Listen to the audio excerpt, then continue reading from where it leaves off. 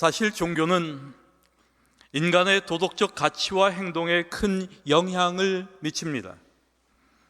뿐만 아니라 종교적 신념과 가치관은 인간의 태도와 삶의 방식에 영향을 미칩니다. 우리가 아는 대로 예수님께서 가르치신 이웃을 사랑하라라는 말씀을 그리스도인들이 따른다면 주변의 가난한 이웃들을 돕는 것은 중요한 일이 될 것입니다. 이와 같은 종교적 의무를 고려해서 구제라는 측면에서 무신론자나 회의론자와 기독교인들을 비교한다면 어떤 차이가 있을까? 우리는 당연히 기독교인들이 비기독교인들에 비해 구제를 훨씬 더 많이 할 것으로 생각합니다. 그러나 꼭 그렇지 않은 것 같아요. 우리 역시 인색하고 인간에 대한 자비심이 결여되어 있습니다. 오늘날의 기독교의 문제는 무엇일까? 그것은 오늘날 기독교 사회가 성경이 묘사하는 또 가르치는 그런 사회가 아니라는 것입니다. 그 현격한 차이가 문제입니다. 다시 말해서 오늘날의 기독교인과 성경이 그리는 기독교인이 다르다는 것, 이것이 문제라는 말입니다. 이렇게 성경적이지 않음으로 발생하는 갈등과 모순, 그 사이를 살아가는 오늘날의 그리스도인들, 나는 어디에 있을까? 여러분은 어디에 계십니까? 이런 의미에서 우리는 우리가 가지고 있는 종교적 경건함에 대한 고정관념의 문제를 생각하지 않을 수 없습니다. 생각해 보면 저는 재림신앙 안에서 살아오면서 가장 많이 들었던 종교적 용어 가운데 하나가 아마 지킨다라는 말이 아니었나 생각합니다. 정말 우리는 우리의 신앙의 가장 중요한 가치를 지킴에 두고 있지 않나 생각한 것입니다. 지키는 것, 안식일을 지키고 율법을 지키고 건강법칙을 지키고 종교적 규범을 지키고 규정을 지키고 예언의 신의 가르침을 지키고 이렇게 지키는 것이 중요하다는 것이죠. 그래서 우리의 종교는 지킴의 종교가 되었습니다. 그리고 이러한 지킴은 일련의 종교적 행위로 귀결됩니다. 따라서 우리의 신앙에는 어떤 정해진 형식과 규칙이 있고 틀이 있습니다. 그래서 우리의 신앙적 경건이란 교회의 정해진 규정과 형식에 얼마나 일치하느냐에 달려 있습니다. 그리고 이러한 종교적 관념과 관행은 결국 신자의 현실의 삶에서 윤리성의 결여로 나타납니다. 성경의 가르침을 실천하는 기독교인과 그저 그 가르침을 소유하고 있는 기독교인, 그 사이에서 오늘 우리는 어디에 있을까? 우리는 진정 성경적 그리스도인이라 할 수 있을까? 소위 교리적 프레임에 갇혀서 그 좋은 교리만을 붙들고 그 교리를 신봉하고 지키기에 안전하고 구원받을 수 있다고 믿고 있지는 않는가? 우리는 우리만의 언어와 문화 속에서 안주하며 스스로를 세상과 분리하는 그런 그리스도인은 아닌가? 여러분, 형식과 정신 사이에서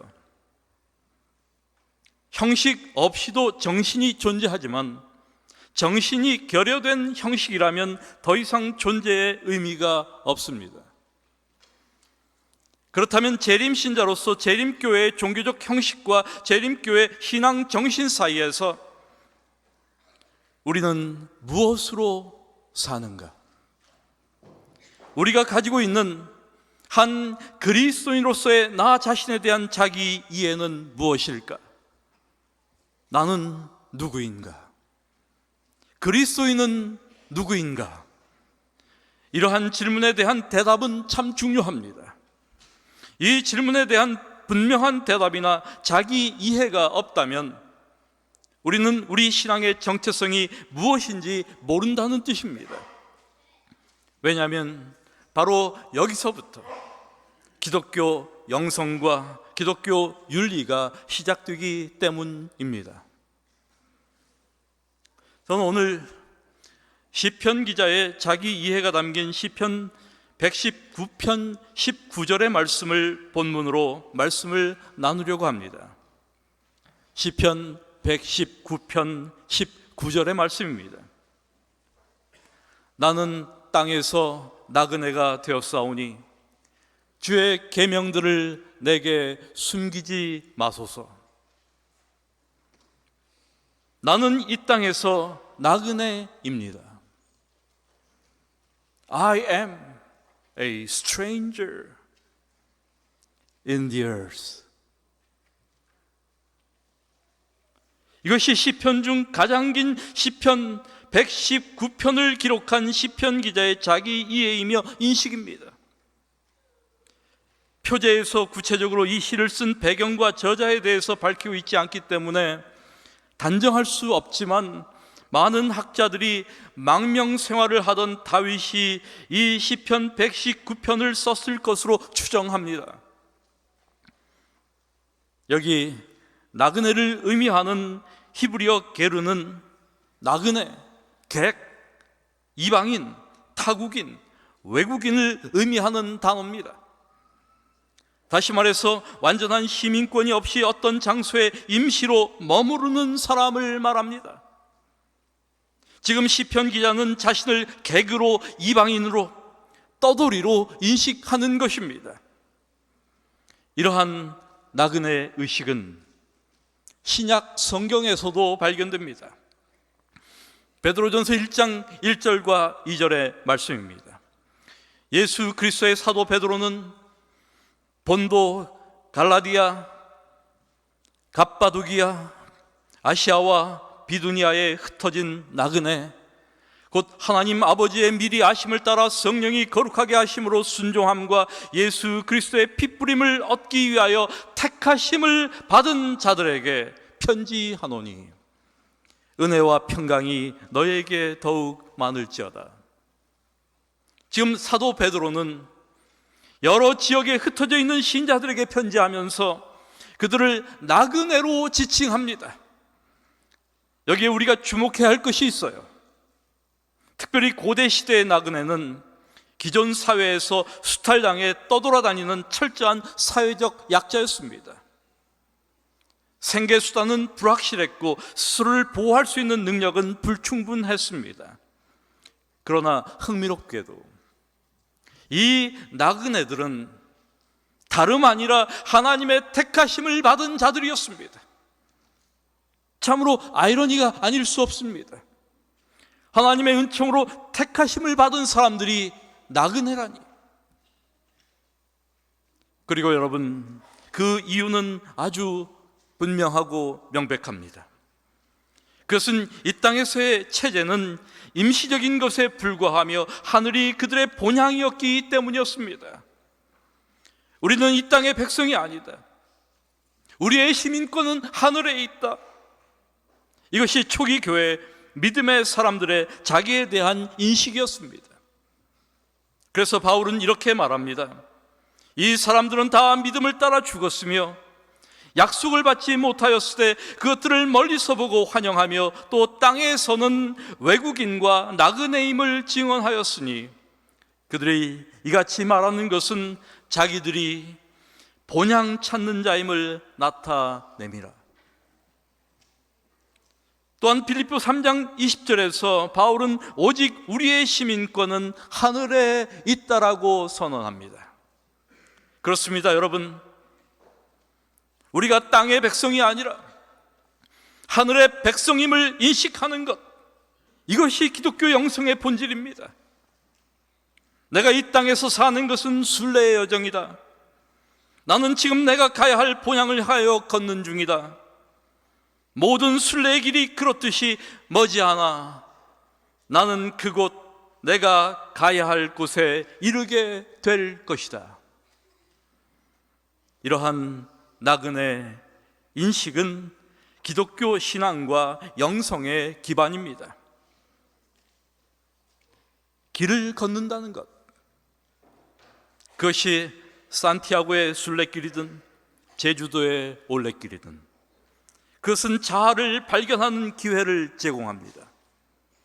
자신의 삶을 나그네로 인식하는 사람들, 그들은 걷는 사람들입니다.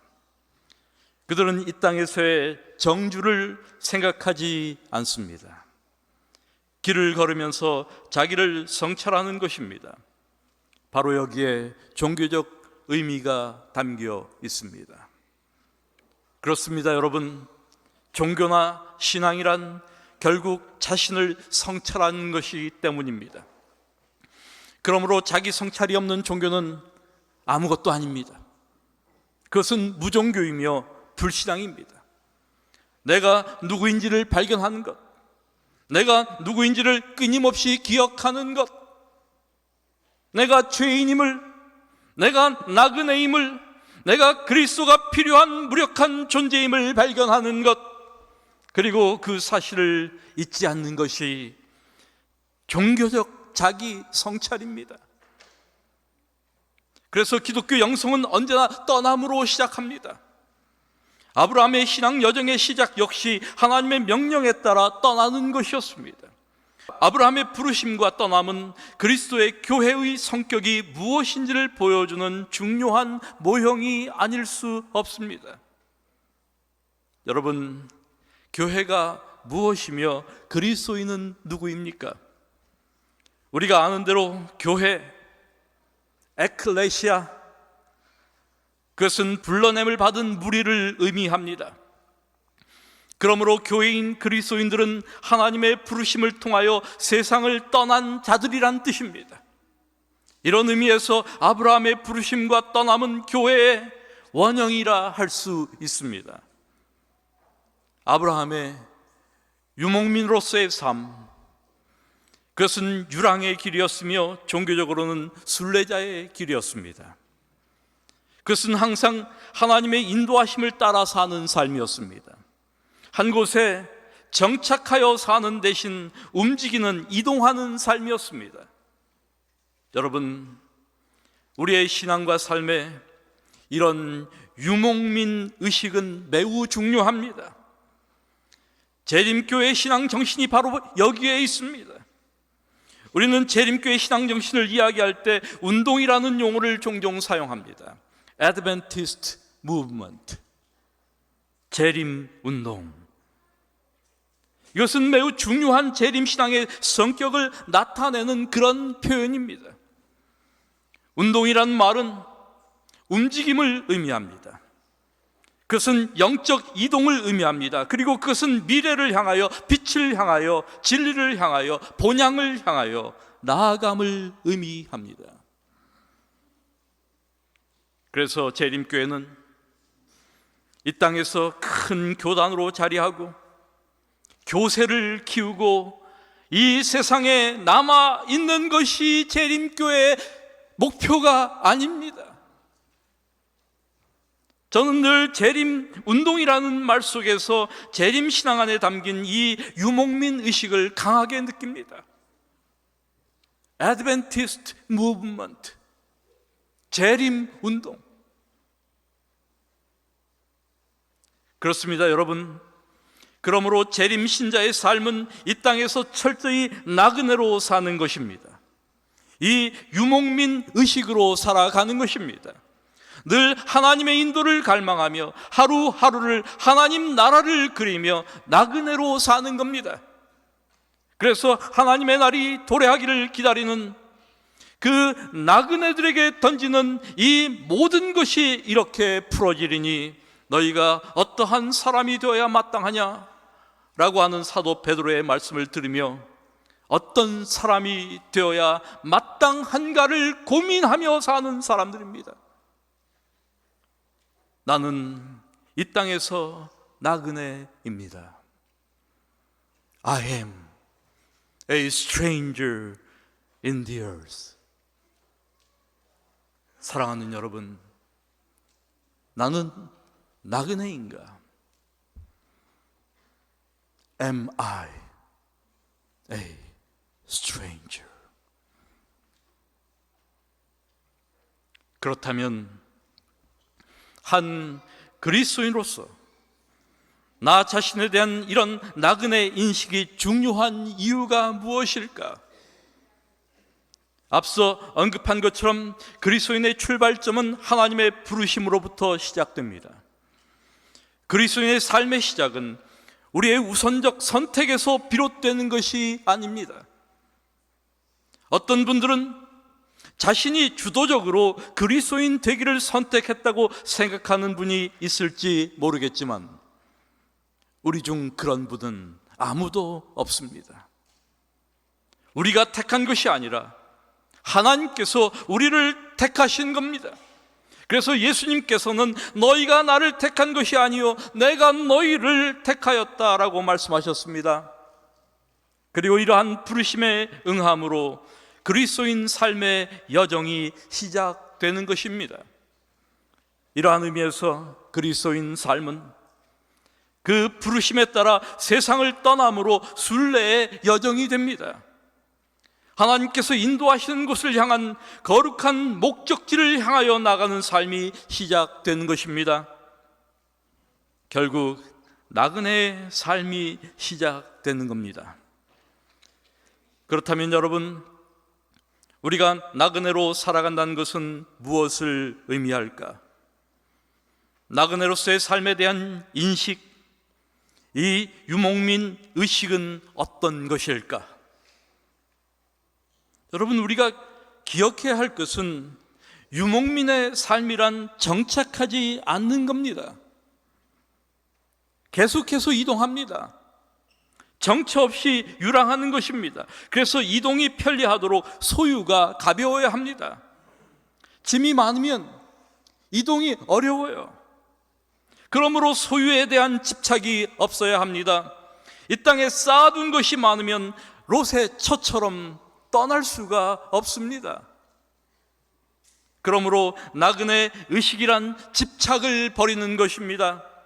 내 모든 것에 대한 주인됨을 버리는 것입니다.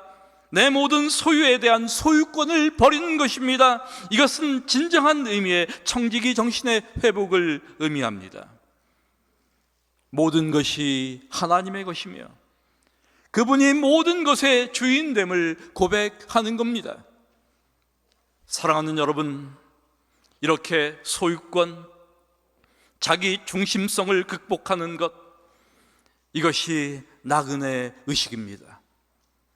그리고 이 나그네 의식을 새롭게 할 때 우리는 비로소 그 끝없는 소유욕과 독점과 탐욕의 정신으로부터 벗어날 수 있습니다. 이때 우리의 영안이 열려 타자가 보이는 겁니다. 그리스도인으로서의 참된 종교적 윤리의식이 생겨나는 겁니다.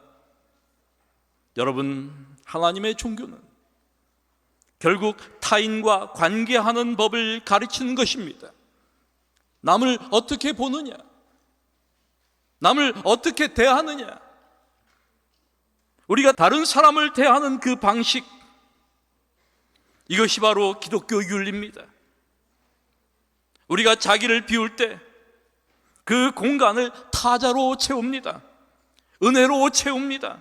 다른 사람들을 수용하게 됩니다. 나그네를 용납하게 됩니다. 더 보편적 세계로 나갈 수 있습니다. 모든 인간을 품을 수 있게 됩니다. 지역주의, 민족주의, 인종주의를 극복할 수 있게 됩니다. 우리의 심령은 더 넓어지고 모두에 대하여 더 관대하게 됩니다. 여러분, 하나님이 계시는 곳은 어디일까? 하나님은 어디에서 발견되는가? 하나님은 언제나 타자를 위한 장소에서 발견됩니다. 이것이 그리스도의 종교입니다. 그래서 그리스도의 종교는 나를 구원하는 종교가 아니라 타인을 구원하는 종교입니다. 지극히 작은 자를 보살피는 그 자리에서, 외면해도 되는 곤고한 자를 돌아보는 그 자리에서 우리는 하나님을 만나는 겁니다. 이러한 의미에서 우리 그리스도인들이 다른 곳을 바라보는 시야를 갖는 것이 참 중요합니다. 새로운 방향성이 필요합니다. 성경에 종종 등장하는 눈을 들어, 머리를 들고, 이러한 표현들은 그리스도인 삶에 나타나는 태도의 변화를 나타냅니다. 시선을 다른 데로 향하는 것이죠. 자기 중심적 시각에서 타인에 대한 민감성을 회복한 것이 필요합니다. 다른 사람에 대한 책임성을 인식하는 것이 필요합니다. 내 아우를 지키는 자가 되는 것이 중요합니다. 그런데 여러분, 우리가 그리스도인으로 살면서 마주하는 위험이 하나 있어요. 그것은 소위 정주, 정착의 문제입니다. 이 정주, 정착은 소유권, 주권, 자기 중심성, 권력, 지배, 독립, 안정을 의미하는 그런 단어입니다. 홍수 이후 사람들은 자기 이름을 내고 온 지면에 흩어짐을 면하자고 하면서 바벨탑을 쌓기 시작했습니다. 바벨탑을 건축하는 인간의 정신은 언제나 우리가 마주하는 정신이며 위험입니다. 그것은 정주의 문제입니다. 업적과 성공을 통하여 자기 이름을 내는 정신입니다. 이것이 바벨 정신입니다. 창세기 4장의 가인의 문제도 마찬가지입니다. 가인이 죽인 아우 아벨이 양치는 유목민이었다면 땅의 소산으로 재물을 삼는 그는 땅을 차지한 인물이었습니다. 그는 정착민이었고 오너였습니다. 주인이었습니다. 여러분, 우리는 이렇게 우리의 삶에서 떠남과 머무름, 정주와 나그네, 안정과 불확실함 사이에서 번민하고 고뇌합니다. 이 땅에서의 성공을 도모하고 재산을 축적하는 일에 몰두합니다. 안정과 정착이라는 명제는 가장 일반적인 선택의 요건입니다. 이것이 아브라함과 롯의 차이였습니다. 롯의 선택은 여호와의 동산 같고 애굽 땅과 같이 풍요로운 소돔과 고모라가 있던 요단이었습니다. 롯의 선택은 매우 당연하게 보이는 일반적 선택입니다. 지극히 평범한 선택이었습니다. 그런데 우리도 종종 이러한 평범성에서 벗어나지 못합니다. 여전히 우리는 이 땅에서 안주하려고 합니다. 안정된 삶을 추구하고 자기 중심적 삶을 살아갑니다.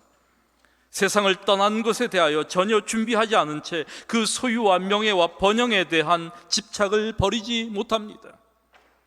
하늘에 속하지 않은 인간들과 마찬가지로 생계에 집착하며 이 땅에서의 더 좋은 것들을 추구합니다. 사랑하는 여러분, 오늘 우리는 누구입니까? 우리의 삶의 우선순위는 무엇입니까? 우리는 어떻게 살아야 할까요? 오늘이 이 땅을 떠나는 우리의 생의 마지막이라면 우리는 더 좋은 집, 좋은 자동차, 명품들을 소유하지 못했음을 후회하거나 원통해하지 않을 것입니다. 오히려 좀 더 사랑하지 못하고 좀 더 남을 위해 살지 못했던 삶을 후회할 것입니다. 이것들의 가치를 인식하지 못하고 살아온 것을 후회하게 될 겁니다. 여러분, 우리를 지탱하는 것은 진정한 가치입니다. 진정 중요한 것은 눈을 들어 타인에게 시선을 돌리는 겁니다. 마태복음 25장의 양과 염소의 비유는 하나님과 동행하는 삶이 무엇인지를 보여줍니다. 하나님을 만나는 것이 무엇인지를 우리에게 말해주는 그러한 비유입니다. 종종 우리는 어떤 분들이 하나님을 만났다고 말하는 소리를 듣습니다. 물론 우리의 인생의 곤고한 순간에 하나님을 찾는 나를 찾아와 주시는 하나님을 만날 수 있어요.